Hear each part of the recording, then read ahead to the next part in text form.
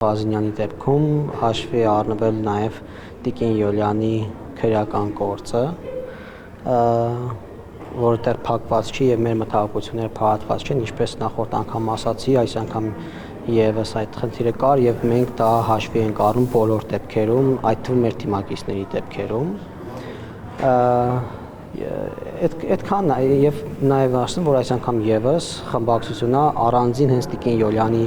տեխնացիոն դերել քվեարկության եւ առանձին քվեարկություն է եղել մեր թիմի ներսում եւ խմբակցությունը դեմ է քվեարկել, մեծամասնություն դեմ է քվեարկել եւ որոշումը կայացվել ընդհանուր դեմ քվեարկել։ Այսինքն ճիշտ ենք հասկանում, պարոն Հակոբյան, որ եթե տեխնացու է առաջադրվում, պետք է որևէ քրեական գործով անցնող չլինի, դա էական է ԿՊ-ի համար։ Եթե մարված չի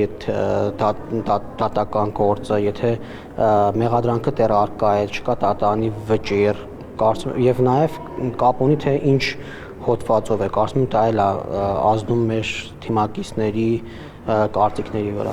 Իսկ քաղաքական բովանդակությունը բացառվում է։ Ինչպես։ Քաղաքական բովանդակությունը բացառվում է մեր ժողովում։ Ոչ, իհարկե, նաեւ քաղաքական ենթատեքստը կա եւ չի կարող դա ազդեցություն չունենալ։ Ի վերջո մենք քաղաքական մարմին ենք ու քաղաքական որոշումներ ենք կայացնում ու քաղաքական անհատների ենք ընտրում։ Որն է մեկնաբանությունը այս դեպքում։ Ես կարծում եմ առաջին հերթին դատվածությունն առաջնային եղել որոշումը կայացնելիս, քրեական հետապնդումը նկատի ունեմ, ոչ թե դատվածությունը սխալվեցի, ճիշտ է, շնորհակալ եմ ուղղելու համար։ Բայց նաև մարդկանց շատ դեպքերում Տիկին Յոլյանը չպատասխանեց մեր հարցերին, ինչպես դա անում էր նախորդ տեխնացուն, պարոն Ֆարմանյանն էր կարծեմ։ Որևէ հարցի ըստ էության պատասխան չստացանք եւ հարցեր եղան, որ 5-6 անգամ նույն հարցը հնչեց, Տիկին Յոլյանը նույնիսկ մոտ չպատասխանեց, ընդհանրապես ուրիշ թեմաներից էր խոսում, հաճախ նա հարցերին պատասխանում էր ընդհանրապես այլ թեմաների անդրադառնալով եւ ասելով այն, ինչ ինքն էր ցանկանում ասել։ Իմ մոտ անձնապես իմ մոտ տպավորություն կար, որ Տիկին Յոլյանը չի ուզում ընտրվել կամ իր այդ տեխնացությունը այդ ամբիոնը օգտագործում է իր անձնական ամբիցիաների համար, իրեն դրսևորելու համար եւ ոչ թե հանձնաժողովի նախագահ ընտրվելու համար եւ տպավորությունն է, որ ինքը առանձնահատուկ վերաբերմունք ունի մեր խմբակցության նկատմամբ ու չէի պատկերացնում թե ինքը ինչպես պետք է լինի հանձնաժողովի նախագահ եւ գիտենք որ հանձնաժողովում պետք է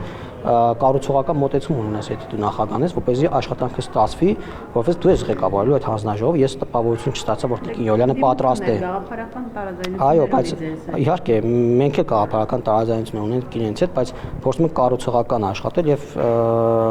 մեր կառուցողականությունը դրսևորել ենք տարբեր տեխնացուներին ընտրելով եւ առաջիկայում էլ այդպես տրամադրված, բայց Տիկին Յոլյանը այդպես տրամադրվածության հակումներ չցուցաբերեց։ Բայց Տիկին Յոլյանը նաև հայտարարեց, որ ինքը պատրաստ է կառուցողական աշխատել։ Դե խոսքերն ու վերաբերմունքը կարծում եմ հակասում էին իրար։ Պարոն Հակոբյան, այսօր Հայաստան խմբակցության ղեկավար Տիկին Աննա Գրիգորյանը անդրադառնալով Հայաստան դաշինքի փաստացի ղեկավար Ռոբերտ Քոչարյանի դեմ իրականացվող իրավական process-ին ասաց, որ այդ process-ի նպատակը ընդդիմության բոլոր 3 լիդերներին գլխատելն է, որովհետև առաջիկայում դուք պատրաստվում եք կենսական նշանակության զիջումների գնալ Սամվել Կարապետյանը տնային կալանքի մեջ է, Գագիկ Ծառուկյանը կալանավորված է, Քոչարյանն էլ կալանավորեցին, որ ձեր ձեռքերն ազատվեն եւ ինչ ուզեք անեք։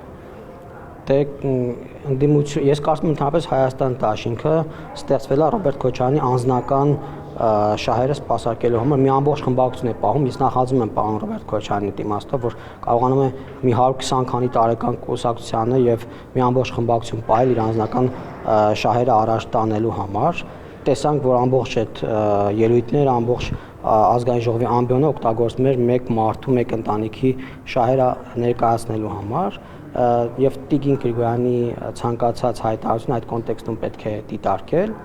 Հետևաբար ես չեմ կարծում, որ կարելի է լուրջ անդրադառնալ այդ հարցին, որևէ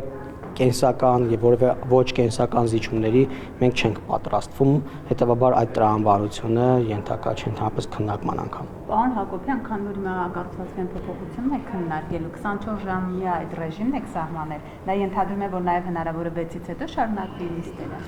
Չէ, 24 ժամը նշանակում է, որ նիստը ավարտվում է, շարունակվում է հաջորդ օրը,